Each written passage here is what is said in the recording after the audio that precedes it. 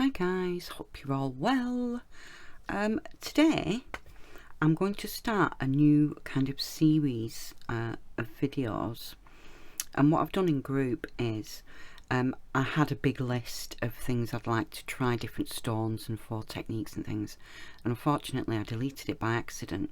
So I asked the girls in group just to give me some suggestions about what they would like to see me have a go at or help them with, or you know, stuff like that.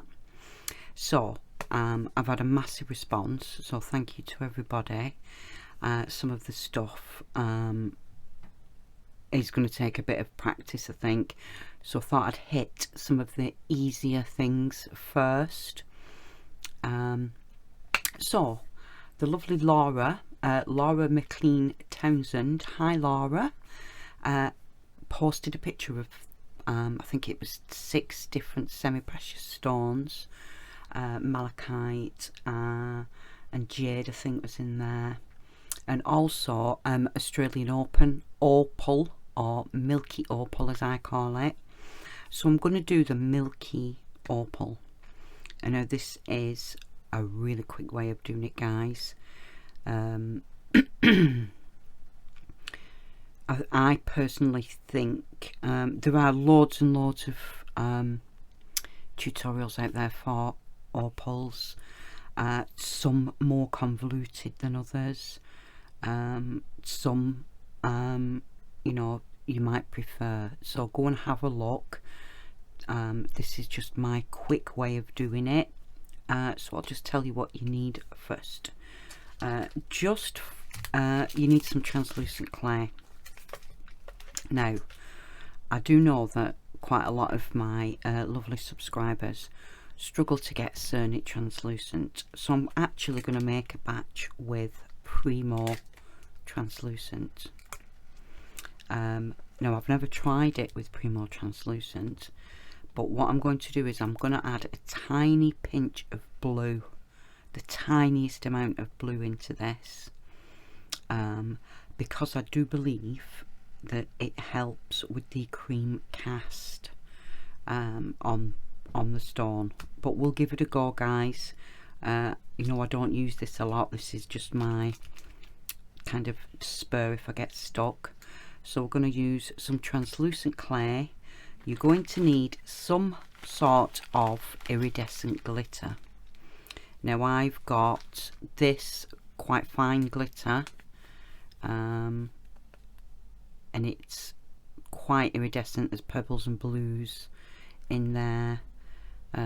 It's a really nice colour, and I also have these flakes, which I normally use with resin, but they are quite nice. They're a little bit bigger, and there is quite a nice tone of, more on the pinks I'd say, and the purples, but there is a touch of green and stuff in there. So use whatever you've got, guys.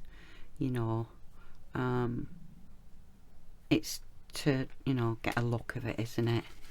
Just pop them back in there, because that's now going to be everywhere. And I use a tiny bit of iridescent mica powder, or interference mica powder. I've got 2 here. This one, I'll just show you the colours. This one is like a bluey green. Maybe you can see it better in the lid. And I've also got this green one. Again, you can't really tell, guys, till it's mixed in with something. I just put a tiny amount of that in my clay, my base clay. So I'm not going to make a grand amount. Oh, and I've just got a couple of cutters out. I'm going to do 2 with cutters, and just and 2 in a mould, just in case you haven't got a mould, or you haven't got the cutters you want. So I'll go and in fact I won't, I'll show you how little I'm using. We need to condition some clay, obviously. So let me unwrap this. Come on, I don't know how I managed to get it all stuck down so well, but I did.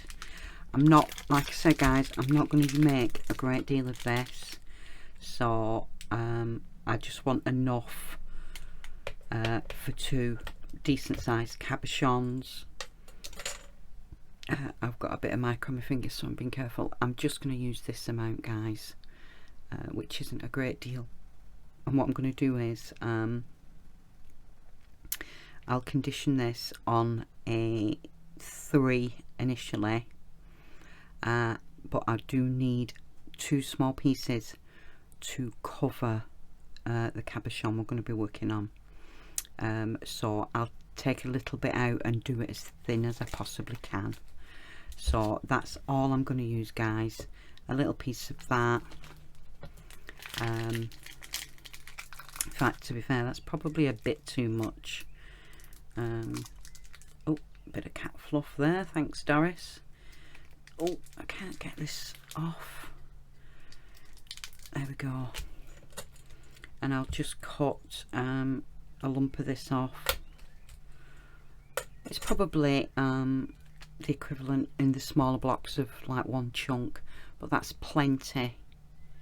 And this is just really cheap clay guys, and I bought it because I don't use a lot of colour, as you know, and I just thought it would be great because there's so little that goes in that it's great for doing things like this with. So I am literally gonna put the tiniest pinch of that pale blue in there. I don't know how well it's going to work. You could maybe put a bit of white in, but I'm assuming people are saying blue because it takes the cast off, much like I suppose your blue and purple shampoos do with your hair. So I'll go and condition this, condition that. I'll do them on a 3. Like I said, we need to save a bit to pass through very thin to cover our piece when we're done. So I'll go and get these done. I'll be back in a sec.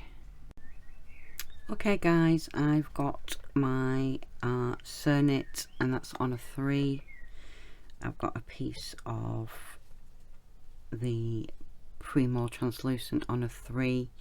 I think I'm going to have a fair bit of placking in this, because no matter how much I do my little trick, I can still see a bit of placking in it, but it is what it is. And I've also done 2 very thin pieces on a 6 there for later. So all we're going to do is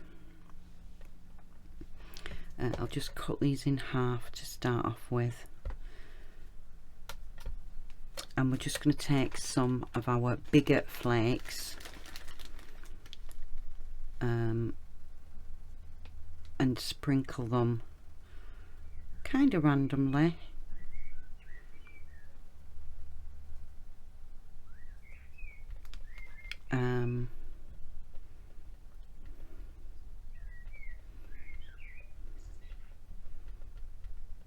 And I'm going to take a tiny bit of my interference powder.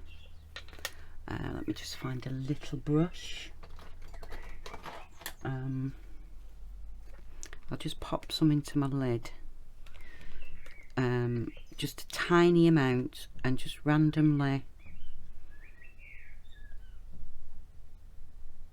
pop a bit in the areas between where you've put your flakes.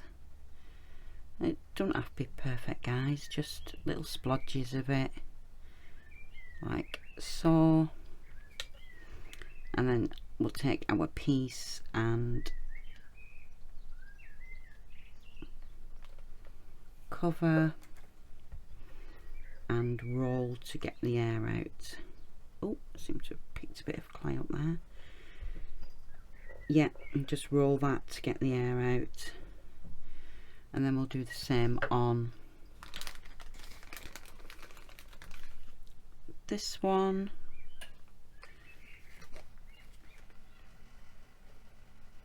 Just a few little pieces. Don't smother it, and don't have too much in one area, if that makes sense. Just you know, dot it around like so. I'm just giving it a press in, then there's no air stuck behind it. And again, just a tiny bit of one of your interference colours, and just dot a bit around on your clay.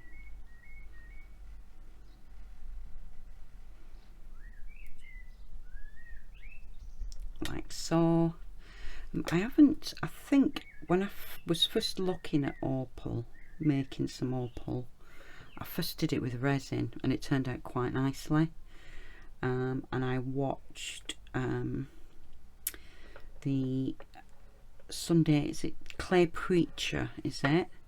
And he threw it in a blender and chopped all different pieces up with glitter and stuff, and that trapped too much air for my liking, so I just kind of figured out how to do it this way myself. We'll just cut this again.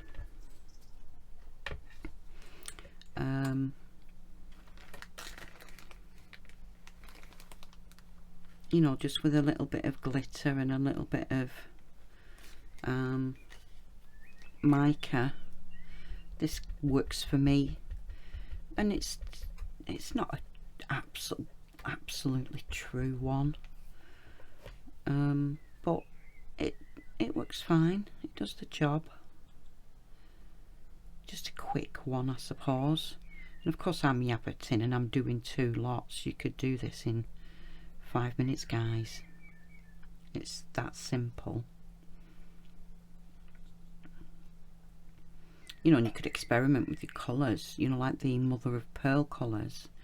You know, put a little bit of a pinky one in, or, you know, dependent on what sort of look you're going for. And I'll just stack that again. Oh, got a bit snapped off there.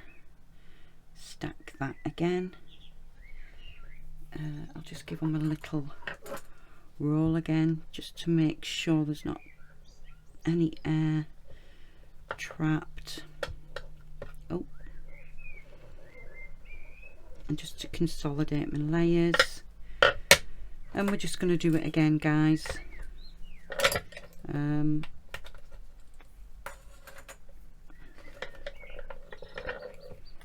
You could do this as much or as little as you want. I think about 3 or 4 is fine, dependent on the starting thickness of your clay. And you could use that Opal one for this, guys. You know, the Primo Opal. It's already got bits of glitter in, hasn't it? You could do that and just add a bit of mica in layers. If, you know, if you wanted to put mica in. I just think the mica adds just a little bit of something to the clay. Especially if it's, you know, interference mica, of course. You don't want one with a pigment in it.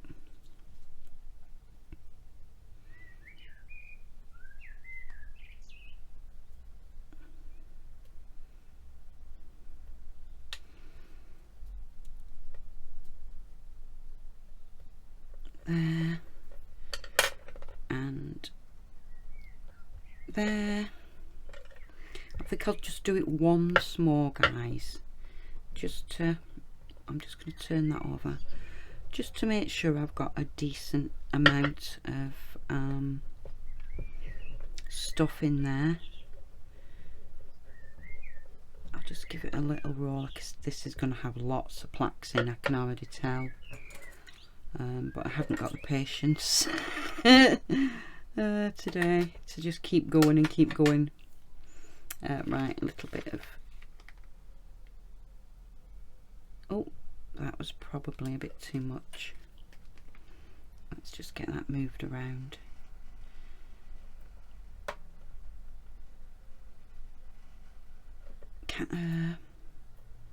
Oh, it's pinging everywhere this today.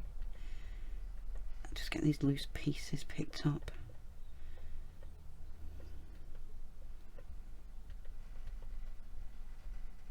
There we go. Oh, a couple more there. And a little bit of mica.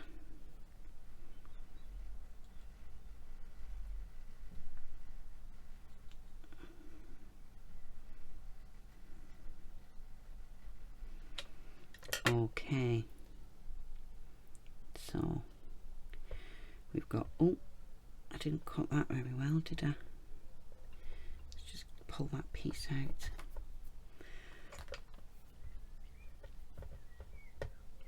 Let's give this a little roll and get it consolidated a bit into a block.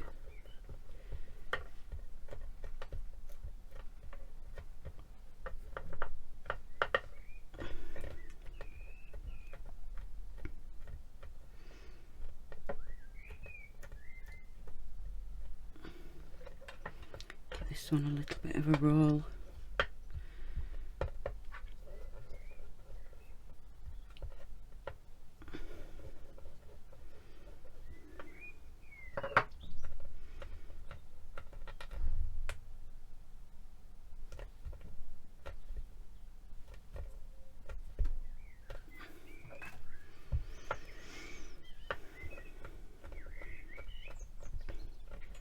Okay guys, now I'm just going to cut this in half. I think I've done enough layers. I'm just going to cut this in half, one for each little pendant we're doing, and the same with this one.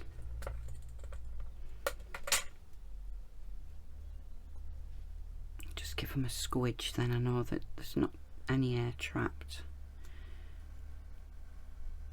You can pull out any loose flakes at the sides, but we are going to encapsulate it anyway. So now then,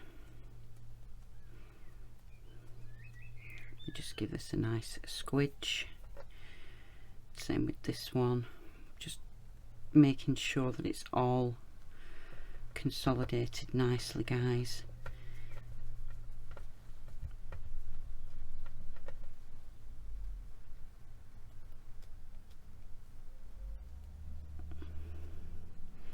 Okay, I'll just wipe up this mica. Put that lid on.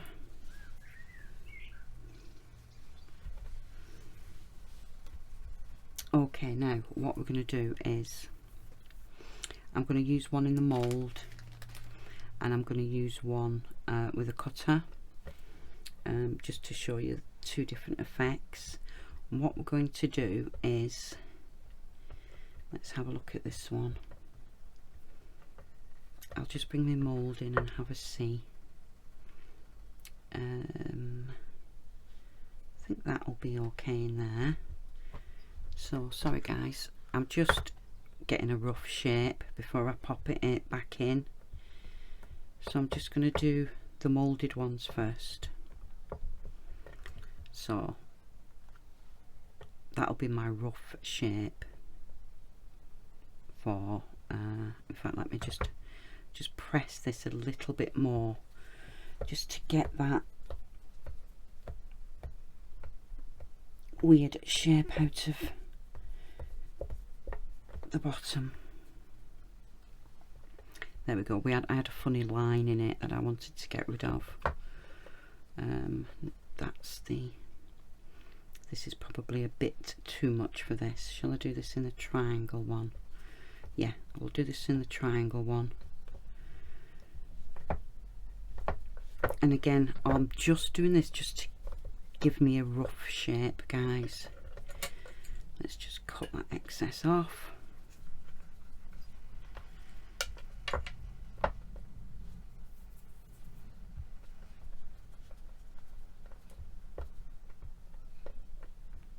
I'm not very good at hand making cabs, as some people can just, you know, I think Ludmilla does them very well by hand as well, doesn't she? Not my forte, I'm afraid. So okay, so there's our rough shapes for cabs. Get down, D. Doris trying to jump up again. What we're going to do on these is use some of the finer glitter.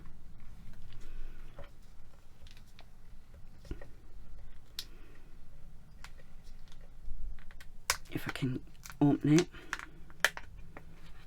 And we just want the tiniest amount, guys. Just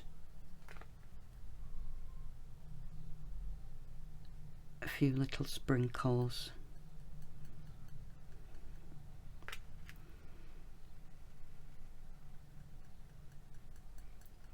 I think the problem sometimes when people are doing this is they overdo it, so then it doesn't look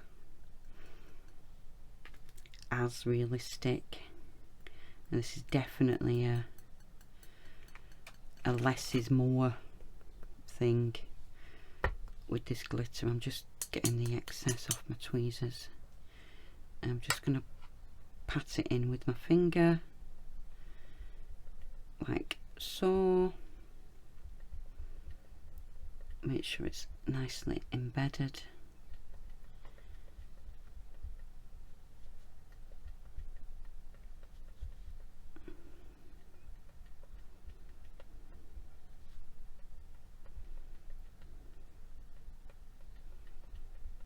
Like so. And I shouldn't have put my lid on my mica because I need it. And I am just going to put the tiniest amount of, just a little bit of mica in a few little spots, just as a highlight. That'll do on that one. That'll do on that one. There we go. And now let's just pick these up and shift them while I get rid of that glitter. Oh, this is going to be everywhere now. Okay, so what we're going to do is take a piece of our very thin clay. I'll just pick this up and I'm going to pop it over this. And don't worry about the edges and things.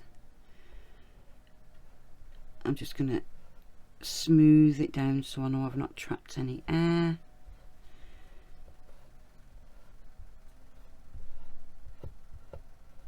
Like so.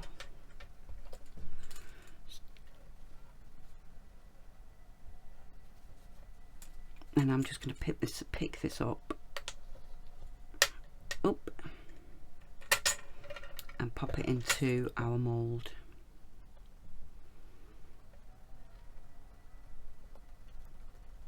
Like this.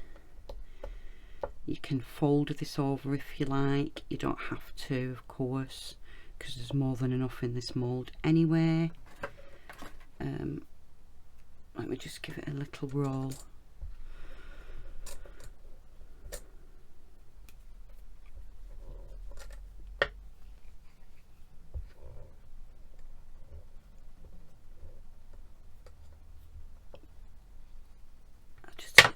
Excess off now, guys.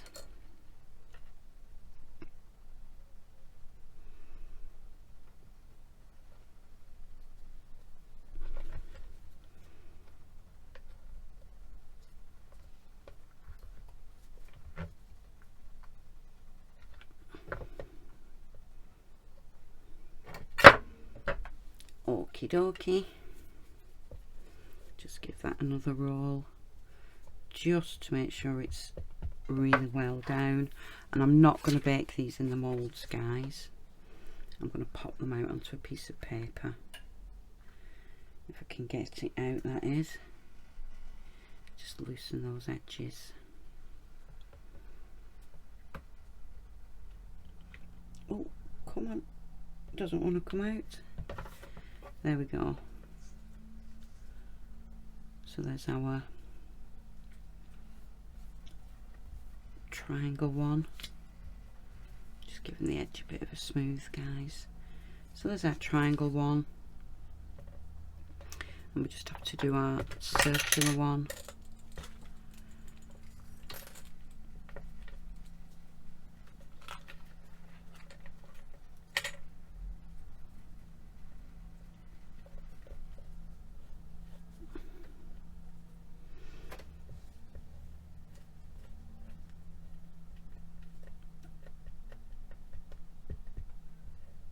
Again, smoothing over to try and make sure I've not got too many air bubbles trapped.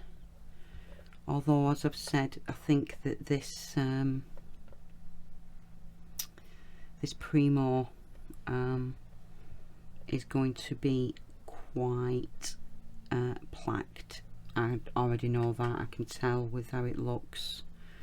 You might not be able to pick it up on the camera.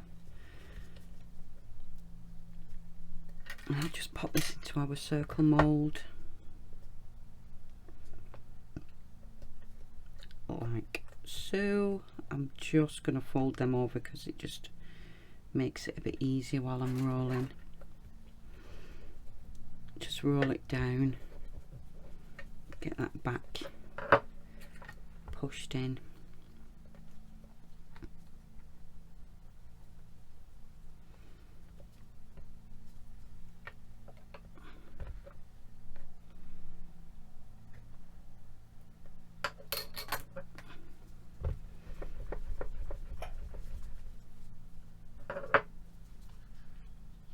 It's not the neatest one I've ever done, guys.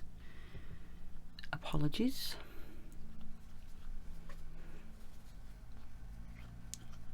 Let's get this popped out onto our paper. Out you come. Come on.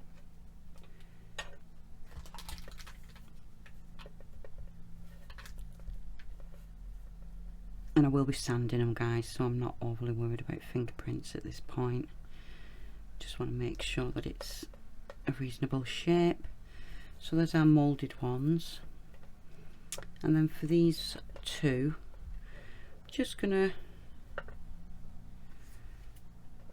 roll out. I may just get a couple of lolly sticks to help.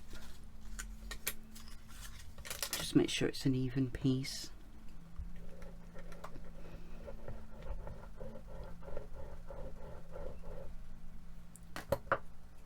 And then, of course, the tiniest bit of glitter again. Where's my tweezers gone? Oh, there they are. I'll just do this one first, guys. Just a little bit of glitter.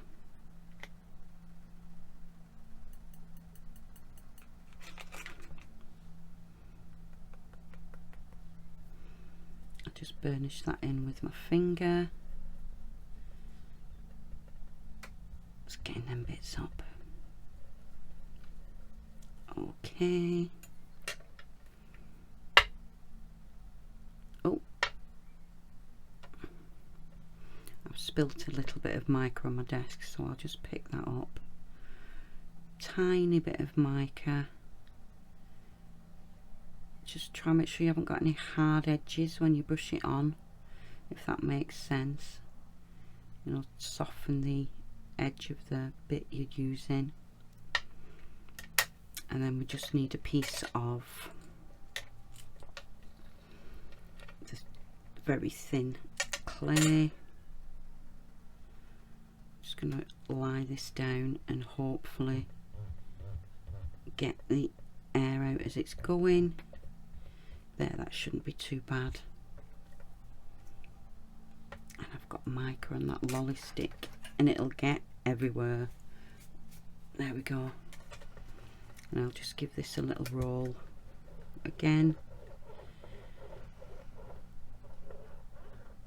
just to make sure that top's bonded nicely. And I think I'll do another circle because I've done circles with them all, haven't I?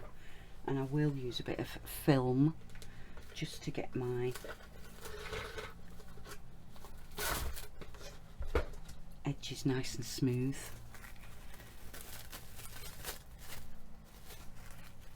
Just a bit of cling film there. Let's cut this out.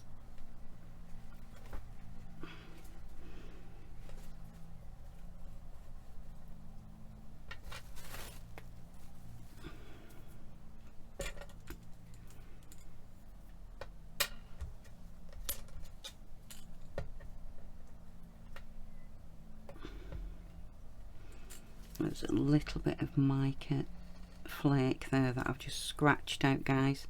You can always get it after when you're sanding if there is a bit of a flake sticking out. Don't worry about it too much at this point. I've distorted that quite a bit, but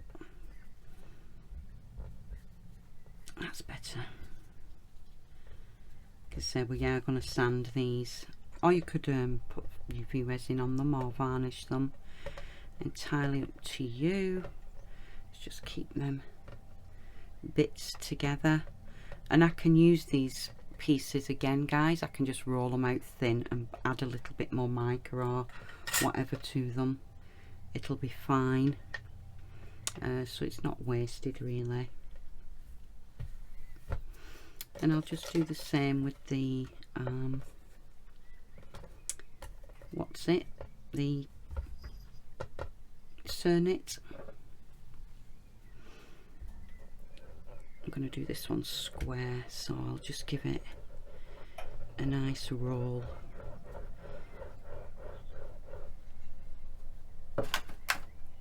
Again, tweezers. Let me just have a look.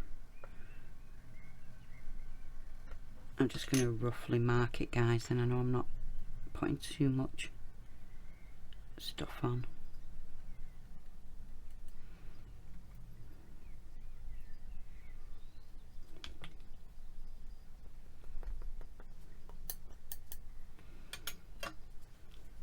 Just burnish that in with my finger, then I know it's stuck nicely.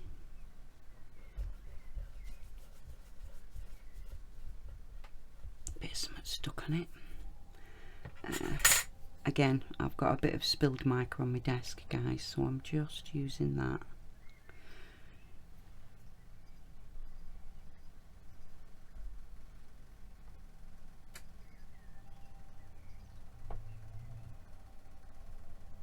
To brush a tiny bit in, like so. Oh, I need that, don't I? Let's get our cover picked up. Get that popped over. Hopefully, like I say, I've not trapped too much air in there. A little bit of placking doesn't really matter, guys, but do your best, if you know what I mean. Right, that seems to be okay. I'll get my square cutter.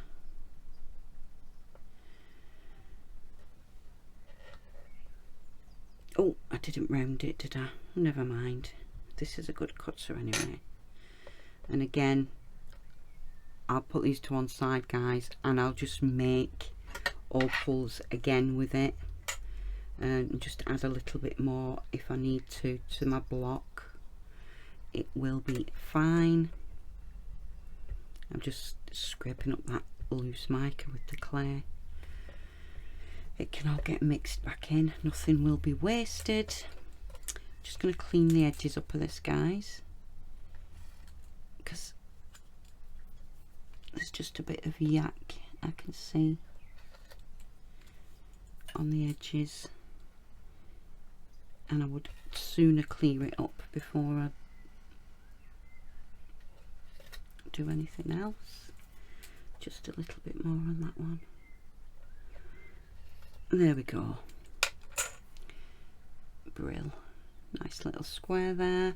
I know I've only made little ones, guys, but to be fair, you know, if you had an opal the size of your fist, it'd probably be worth £1 million, wouldn't it? So let's be realistic with it, or reasonably realistic with it. Let me just, I'm just going to get a piece of paper and just stick into my finger, that's all, guys. I'm just going to give that a little smooth over, because it has raised a little bit on the edges with the cutter. Oh, and is that cat fluff? no, it's just a mark. I'll just do this one as well. Oh,